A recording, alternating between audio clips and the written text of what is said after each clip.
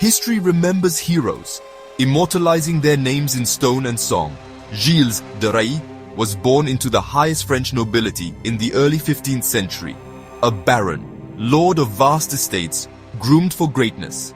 He was the very image of a medieval knight, destined for glory. His moment came during the darkest days of the 100 Years' War, when France was nearly lost. Then Joan of Arc appeared, claiming divine guidance to save France. Gilles was among the first nobles to believe her, pledging his sword and fortune to her cause. He fought at her side at the siege of Orléans, helping turn the tide of war. For his valor, he was named Marshal of France, the kingdom's highest military honor. Gilles became a national hero, his name spoken with reverence alongside Joan's. Together, they embodied French resurgence. But after Joan's capture and execution, everything changed. Gilles's desperate attempts to save her failed. Her death marked a turning point. The light in his world was extinguished. The hero's path, once so clear, began to twist into darkness.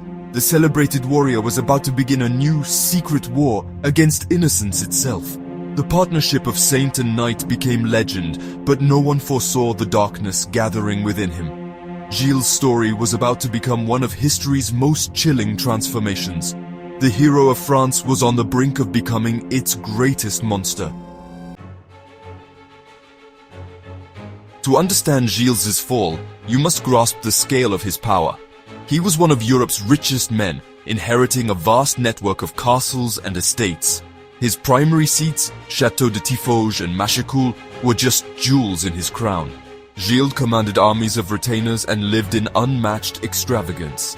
His court rivaled the king's with hundreds of knights and a private chapel choir. He commissioned art, collected rare manuscripts, and staged lavish spectacles. But his spending was reckless, draining his fortune at an alarming rate. Surrounded by flatterers and alchemists, his wealth insulated him from consequence. Within his castles, he was untouchable, able to indulge any whim, no matter how dark. His resources and secrecy created the perfect environment for hidden monstrosities. The very scale of his power made him immune to suspicion. Who would dare question a Marshal of France? Gilles' gilded world became a cage, fueling the darkness within.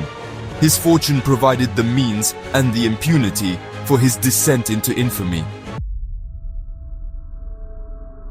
The war's end and Joan's death left Gilles adrift. He withdrew from public life, isolating himself in his Brittany estates. The hero became a recluse, haunted by loss and growing instability. Grief gave way to paranoia and obsession with the occult. Gilles, once a pious knight, now sought answers in alchemy and black magic. His court transformed, noble knights replaced by necromancers and charlatans. Men like Francesco Prelati promised him demonic power and hidden treasures. Gilles' desperation made him easy prey for these manipulators. His family, alarmed by his spending and occultism, took legal action to protect their legacy. Even the king intervened, forbidding Gilles from selling more land. Feeling betrayed and cornered, Gilles spiraled further into darkness.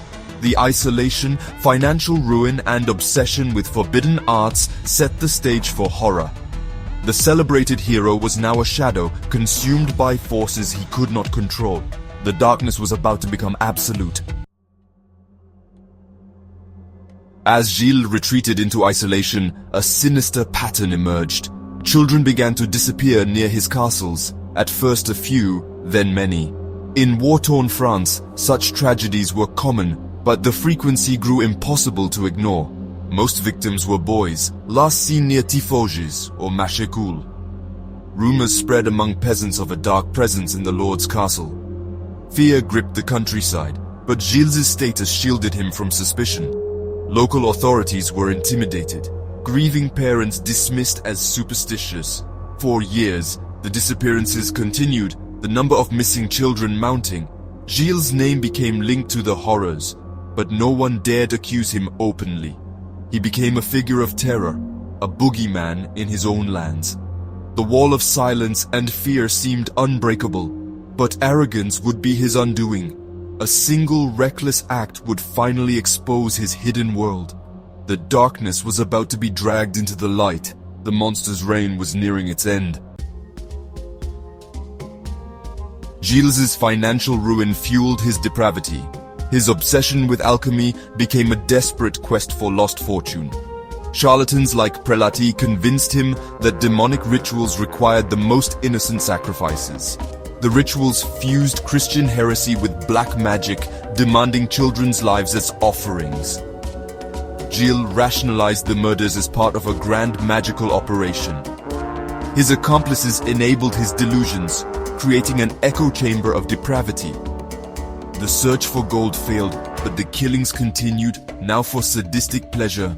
The occult became a thin veil for pure evil. Gilles' crimes escalated, detached from any alchemical purpose.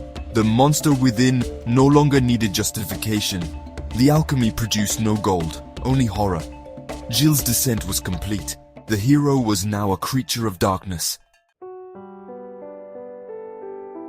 The horrors inside Gilles' castles defy comprehension. Servants like Poitou and Henriette lured poor children to their doom. Once inside, escape was impossible. The children faced unimaginable cruelty. Gilles was the central actor, taking perverse pleasure in the suffering. He arranged victims' bodies in grotesque displays, a chilling expression of power. Trial records suggest at least 140 victims, likely many more. Remains were burned, buried, or hidden, the crimes concealed by his household's complicity. The victims were the powerless, their families voiceless and ignored. Gilles' nobility shielded him from suspicion for years. The scale and efficiency of his crimes were staggering. Only unchecked power and societal indifference allowed such evil to flourish. The war hero had become a monster, thriving in the shadows of his own castles. The truth would soon come to light. Gilles' downfall began not with murder, but with arrogance. In 1440, he kidnapped a priest during a property dispute, provoking the church's wrath. The Bishop of Nantes, already suspicious, launched an investigation. The Duke of Brittany joined, sanctioning a secular inquiry. For the first time, grieving parents were heard. Their testimonies formed a damning chorus. Gilles' staff, offered immunity, began to confess. Accomplices, Henriette and Poitou, were arrested, their testimony unlocking the castle's secrets. In September 1440, Gilles was arrested. He faced charges of heresy, demon summoning, abduction, and murder. The hero of France was now a prisoner, his crimes about to shock the world. The walls of Tifosi would finally give up their secrets. The legend of Gilles de Rais was about to become a nightmare revealed. Justice was closing in. Gilles' trial in Nantes was a spectacle of legal and religious reckoning. At first, he was defiant, boasting of his rank and dismissing the court's authority. But the testimony of his accomplices and the discovery of human remains shattered his resistance. Faced with overwhelming evidence and excommunication, Gilles broke. He confessed publicly, weeping and expressing remorse for his crimes. He detailed the torture and murder of countless children, his motives, and the occult rituals. The court was horrified. Many wept openly at his confession. The verdict was inevitable: guilty of heresy, apostasy, and mass murder. Gilles and his chief accomplices were sentenced to death. On October 26, 1440, Gilles de Rais was executed by hanging and burning. In a final twist, his noble status allowed a partial Christian burial. The monster was dead, but his legend had only begun. The trial exposed the depths of his depravity to all of Christendom. The hero who fought beside Joan of Arc was now remembered as France's darkest villain. His execution was meant to end the horror, but the story would haunt history. Gilles de Rais' name became synonymous with evil. The world would never forget. Gilles' execution transformed his story into legend. His life became a cautionary tale. Hero turned monster, power corrupted absolutely. His crimes inspired the Bluebeard folktale, a wealthy aristocrat with a deadly secret. The forbidden chamber in the fairy tale echoes the real horrors of Tifosi. Gilles' atrocities were sanitized into myth, but the warning remained. His story reveals how power shields evil, and how society's hierarchies silence the powerless. Only a crime against the church finally brought him to justice. Gilles de Rais forces us to confront the nature of evil hero and monster in one man. Was he born a monster or made by war, power and isolation? His descent is a journey into the darkest corners of the human soul. The legend endures, a black warning from history, reminding us that the greatest monsters are all too human.